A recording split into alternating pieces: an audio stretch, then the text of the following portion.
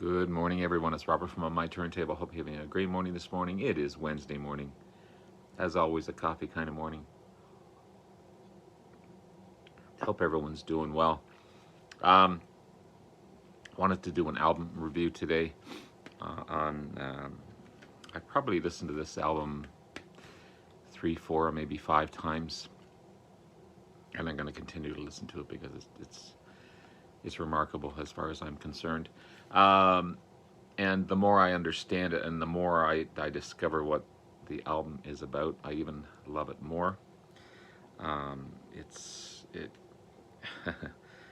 it takes you places, takes you to a lot of places. And I'm getting ahead of myself here, but The Tipping Point by Tears for Fears, the amazing album, in my opinion, by these guys.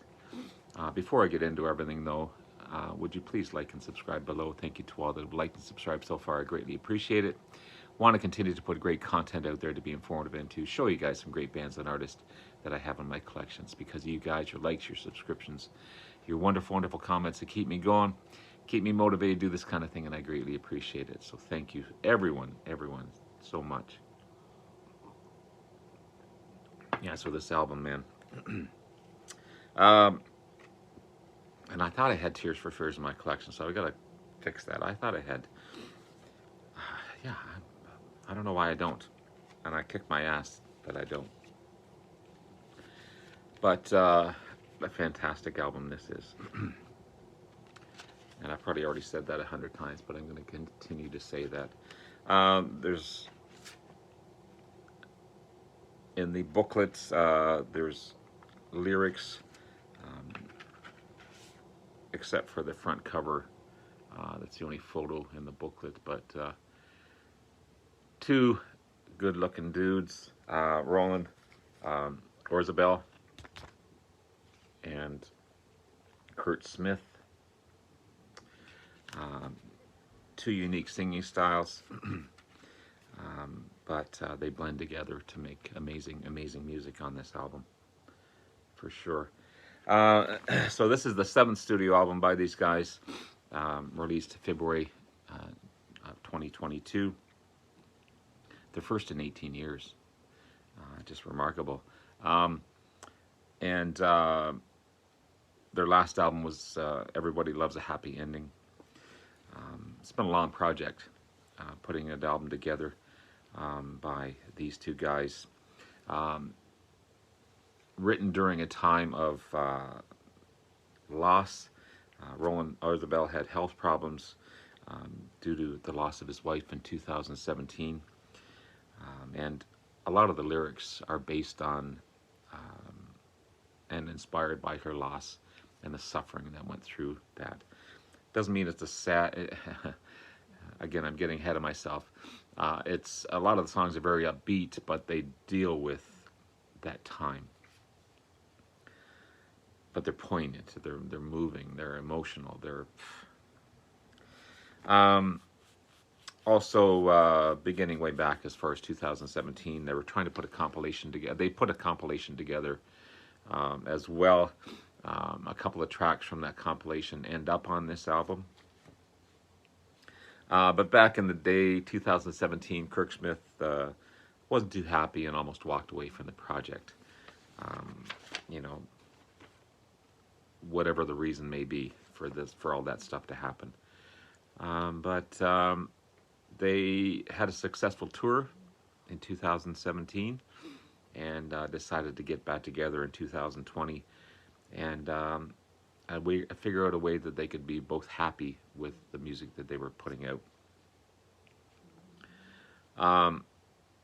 The result eventually would be this album, full of great tracks, each unique, a lot outside of where you would think Tears for Fears would take you. You got Roland Orzabal on vocals and guitars, keyboards, Kurt Smith on vocals and bass and keyboards, a host of amazing artists on this one as well. 10 tracks on the album. There's also a deluxe edition with 3 additional tracks on it. I don't have that one. I may get that one. I'm not sure. I love the bonus tracks on a lot of these albums. But yeah, what can you say about this? The 10 tracks. I'm going to describe each track kind of briefly here and give my thoughts on them. Starts off with No Small Thing. Different, almost folk, acoustic folk style track. Roland's vocals are so good on this one.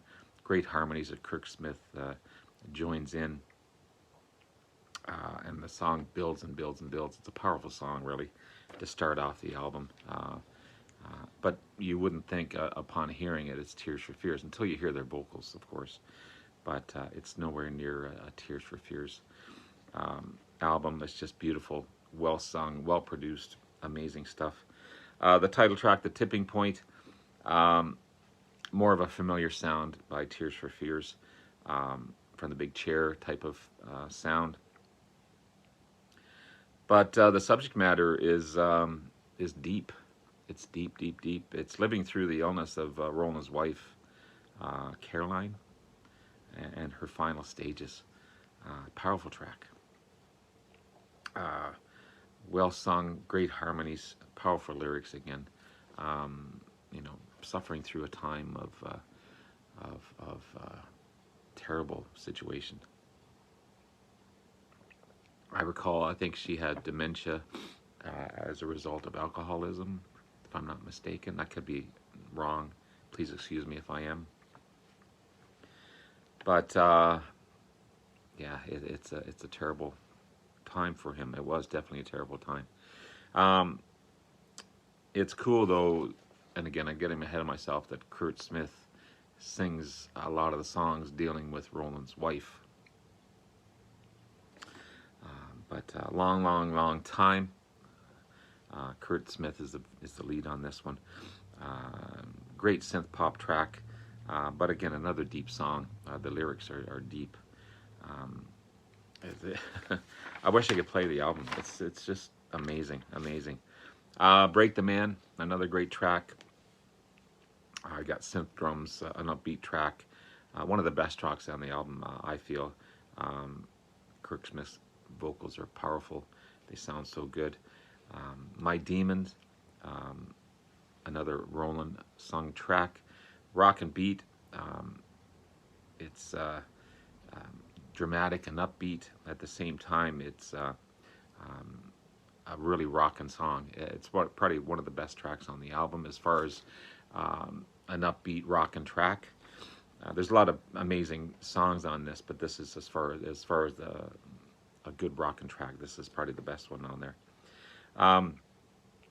River of Mercy, beautiful ballad. Suffering, letting go, a loss, living through COVID. The lyrics, drop me in a river of mercy, wash away the pain, and save me from the shadows. Just powerful, powerful stuff. You know, river of mercy, wash all the crap away. Yeah, deep, deep stuff. Then you have Please Be Happy, great track by Kurt Smith. Talks about Roland's wife, her suffering and depression as her illness gets worse. Sad song, really, but sung respectfully by Kurt Smith. The horns are beautiful in there. Almost an adult contemporary type of track, but really, really good stuff. Amazing stuff. Then you have Monster Plan. It's a kind of a dig at the management company, but again, another Roland sung track. But I love that track as well. Monster Plan's a great track. End of Night. Back to a Tears for Fears type of rhythmy track. I don't know if rhythmy is a word, but it's a rhythmy track. Great electronics, great pop track, great harmonies, poetic, and again, big sounding and really well sung by Roland, but awesome harmonies by Kurt as well. As I said, there's some great typical Tears for Fears sounds on this album, but a lot of them are completely different than what you would think. And then it ends with Stay. I was really struck when I heard this one. It was just a beautifully sung and a great way to end an album. You've got choices to make.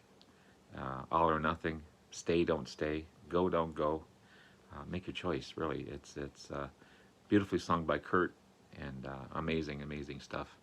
So overall, the more I listen to this one, the more I respect it. I think it's just amazing, amazing album.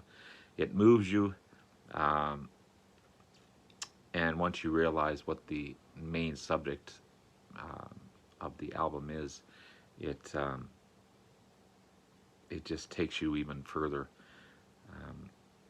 Written mainly about loss and suffering,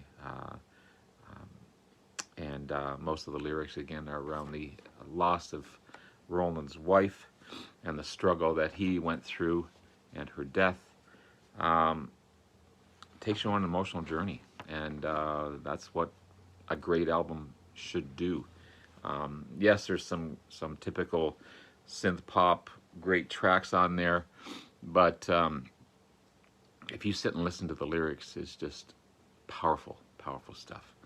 And you know, a lot of it reminded me of what I went through a year ago with the loss of my dad and the suffering and that type of thing. Not that it's anywhere near what, or I'm not even trying to compare what I went through to what Roland went through, but that's where it took me. And that's what an album is supposed to do. It takes you to a journey, a great album like this. So you've got great synth pop tracks. You've got powerful, powerful tracks. You got some folk tracks on here. Beautiful acoustic, beautifully played. And again, brings out the strength and spirituality, awareness. Not that it's a spiritual album, but it just brings that awareness out through suffering. And in my opinion, it's so far probably one of the best of 2022. I'm going to rank this one pretty high. I'm going to give it a 10 out of 10. I am going to give it a 10 out of 10. I can't find a bad thing on it, especially the more I hear it, the more I listen to it. And that's what you need to do if you get this album. You can't just listen to it once and say, yeah, it's not bad. You got to listen to it again, research it, figure out what it's all about. Get into the music, get into the lyrics of the music, discover what the topic is and what the subject is, and you'll be blown away by this album. So there you have it, guys. There's my review of The Tipping Point by Tears for Fears by these two fine gentlemen. And you'll be blown away. Have yourself a wonderful day. Take care. Love you all. Bye-bye.